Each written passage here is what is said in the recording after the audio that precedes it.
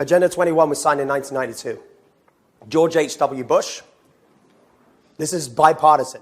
This is also very important. If you haven't heard it, I recommend you go on YouTube and listen to it, where George H.W. Bush says, in 1992, at the signing of this, when we are successful, and we will be, we have a real chance at this new world order, an order in which a credible United Nations can use its peacekeeping role to fulfill the promise and vision of the UN's founders. New world order. President of the United States is telling you. They're all telling you. That's the crazy thing when people say, this is crazy. Like, it's like right there. John F. Kennedy even said it. For we are opposed around the world by a monolithic and ruthless conspiracy. His words. And then people will just be like, John F. Kennedy's crazy. Obviously. So this was signed in 1992. The clerk will report the title of the resolution. House Concurrent Resolution 353, concurrent resolution expressing the sense of the Congress that the United States should assume a strong leadership role in implementing the decisions made at the Earth Summit by developing a national strategy to implement Agenda 21 and other Earth Summit agreements through domestic policy and foreign policy, by cooperating with all countries to identify and initiate further agreements to protect the global environment, and by supporting and participating in a high-level United Nations Sustainable Development Commission. What is Agenda 21? This is the document that the United Nations wrote up.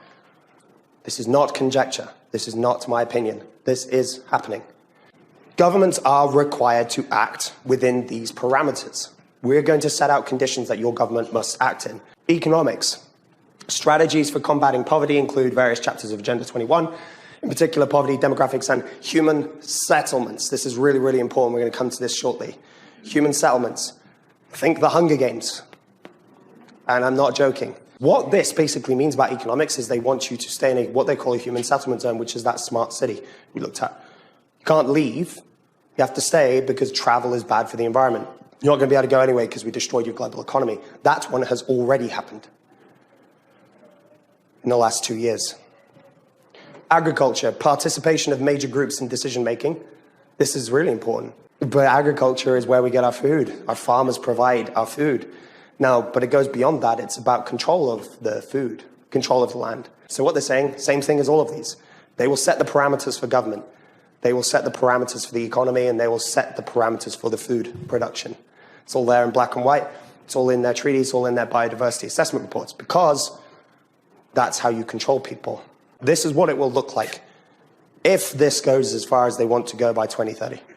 The end of national sovereignty, control of our money, laws, and borders. The end of privacy, the end of private property, the end of free enterprise and cash, and the end of gun rights and adequate self-defense laws.